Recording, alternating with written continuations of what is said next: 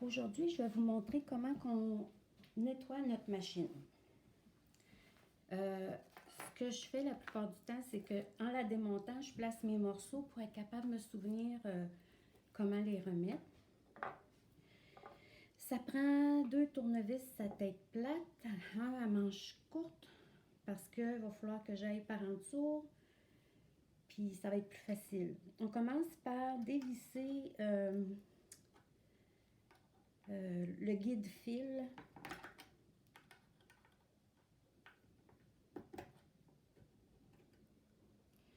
Je vais mettre là. Ensuite, on retire.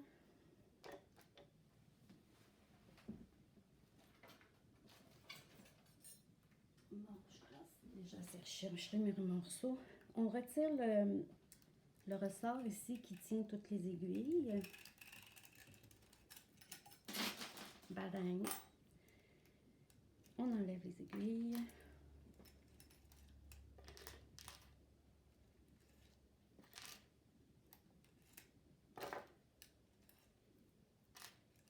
Puis tantôt, en les remettant, on va vérifier si les aiguilles sont toutes bien droites.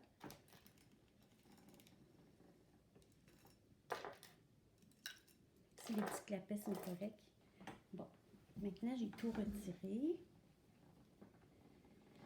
Pour être capable de tout enlever les morceaux, il faut commencer par enlever le cylindre. Là, avec la caméra, c'est difficile, mais je vais vous montrer tout à l'heure. Il y a 2 vis, une ici, puis une ici en dessous. On les dévisse, toutes les 2.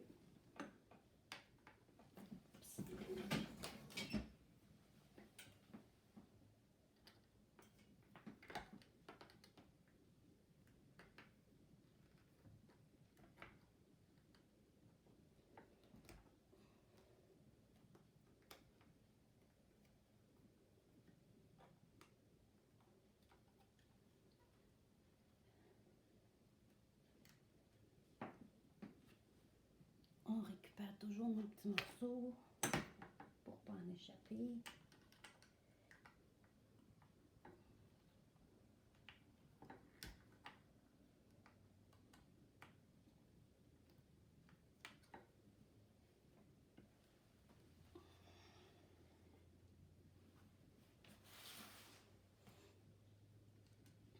Bon, maintenant ça nous permet d'enlever le cylindre. Regardez, c'est ici les vis.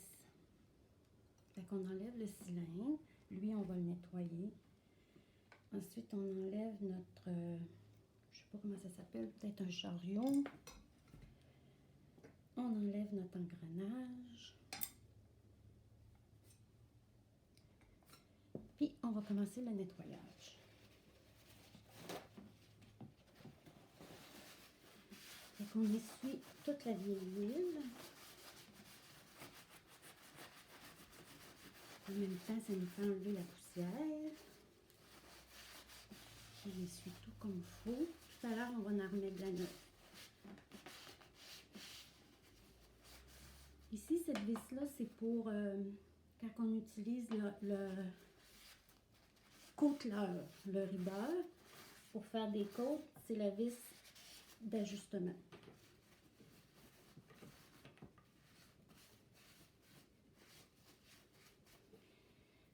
Bon, fait que je vais me réinstaller autrement. Ça va prendre 2 petites secondes. Je vais vous montrer comment on nettoie.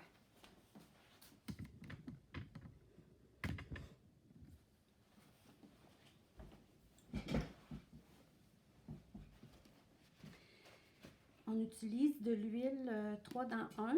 Moi, je l'ai pris au Canadian Tire.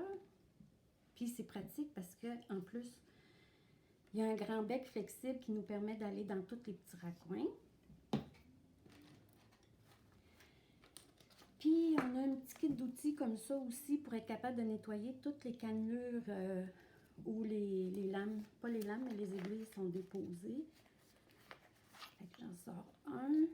Ça, c'était, je me souviens plus si c'est au Canadian Tire ou au Dollarama.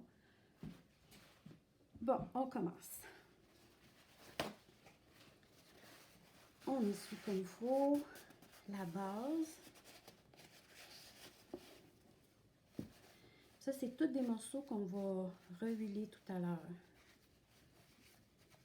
Là, j'en profite pour nettoyer un petit peu, enlever la poussière ici, là, qu'il y a dans les rainures. En passant un petit chiffon vite, vite.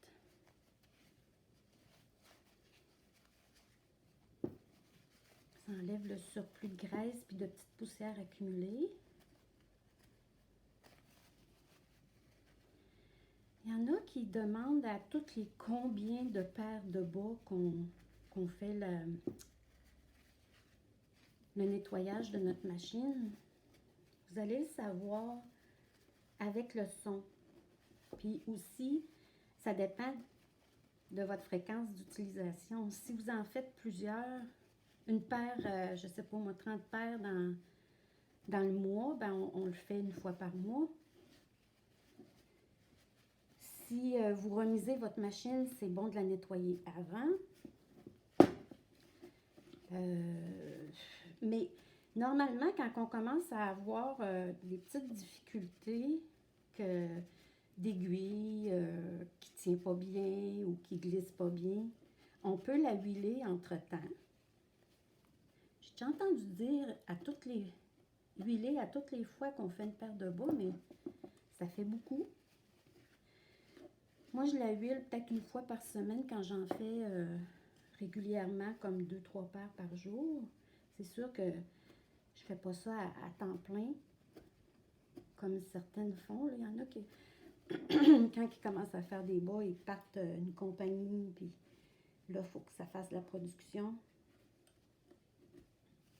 Bon, en gros, on peut dire, c'est quand même, on enlève quand même de la poussière. Là, c'est des petits bouts de fil de laine. Bon, fait que lui, il est correct. Ensuite, lui, la plupart du temps, il n'y a pas vraiment d'huilage à faire. Sauf que là, je vais vous montrer quelque chose. Ça, c'est les 2 clamps qui servent à monter puis à descendre les aiguilles. Parce que les aiguilles glissent là-dessus. Puis quand ils montent, ben c'est ça qui fait monter les aiguilles. Fait que je viens essuyer comme il faut ici. Parce que c'est toujours de la poussière. Ce que je viens d'enlever, c'est un petit aimant pour mon compteur de tours. Bon, ça c'est essuyé. Il ne faut juste pas oublier de remettre les clamps comme il faut. Il y a comme un côté arrondi puis un côté plat. Le côté plat est à l'extérieur. J'espère que je ne les mets pas à l'envers. Je pense que c'est correct de même. Je vais le savoir, mais que je monte ma machine. Je me souviens plus. Ouais, ça devrait être comme ça. Je vais mettre ça de côté. Puis ensuite, le cylindre. C'est lui qui prend un petit peu plus de temps, mais c'est là que nos aiguilles... nos aiguilles sont dans les coches ici, là. Fait que là, on se prend un repère. Moi, c'est vis-à-vis ici, là. Puis là, on enlève le surplus de poussière à toutes les rainures.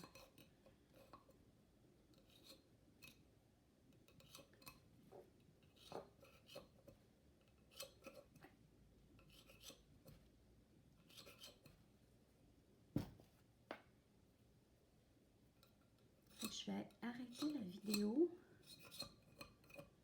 parce que là, j'en ai 60 à faire, puis ça va être un petit peu monotone et moche pour vous.